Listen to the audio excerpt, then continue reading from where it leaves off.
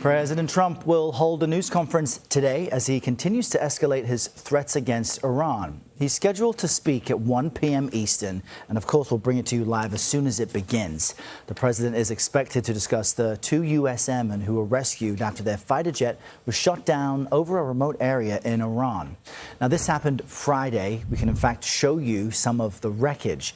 The jet's pilot was rescued that same day, but the second American airman wasn't rescued until yesterday morning.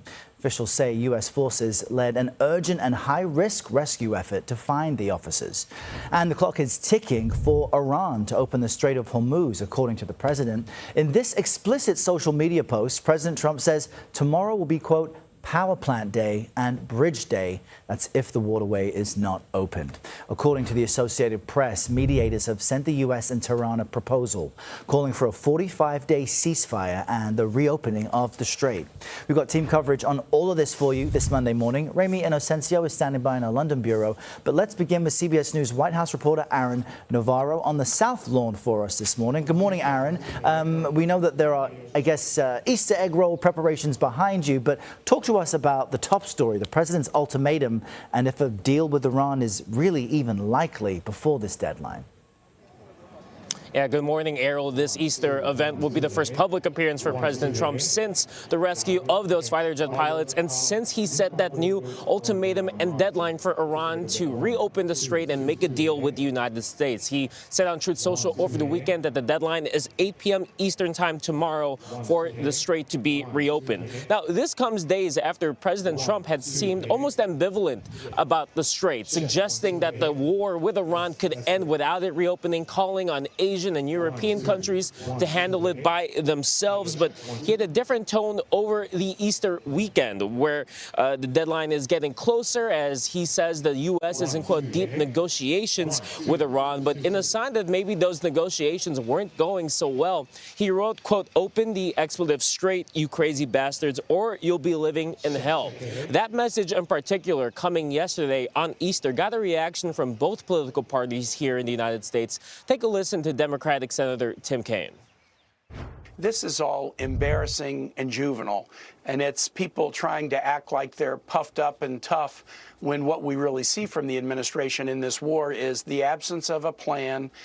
People see this president as having blundered into a war with no clear rationale, and there's no amount of cursing or boasting or tough talk that will cover up for the fact that this president didn't have a rationale and he doesn't really have a plan.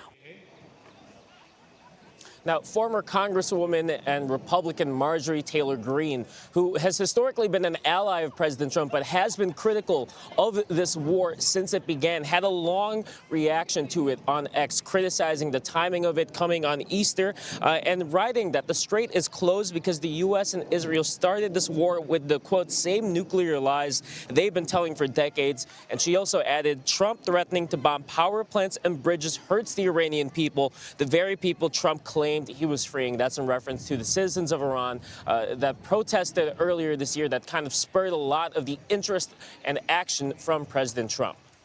All right, Aaron Navarro at the White House. Aaron, thank you.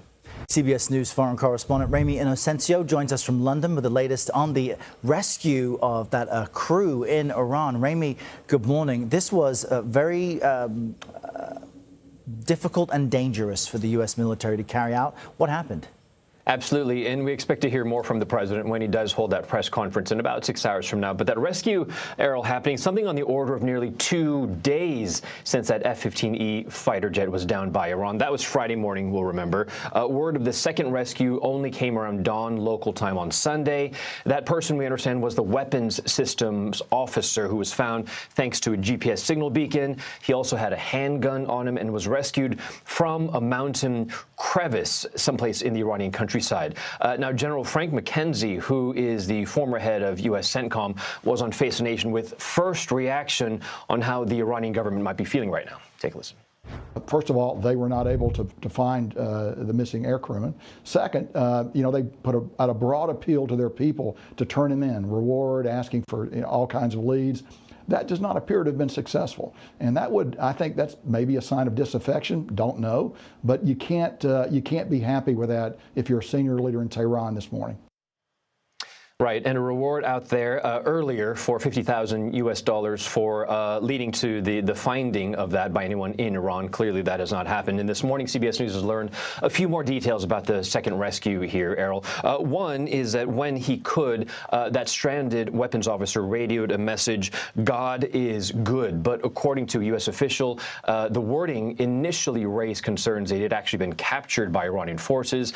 We've also learned that it was Navy SEALs that rescued the airmen from that mountainside. And finally, that President Trump halted other U.S. military operations against Iran to redirect rescuers to that area. Earlier, though, CBS News also learned that the CIA launched a deception campaign inside the country and then claimed that U.S. forces had already found him. At the same time, though, the CIA then tracked him to that mountain, passed his location onto the Pentagon and the White House, and then was flown out to Kuwait for treatment. And again, we look forward in about 6 hours' time to hear anything more from the president.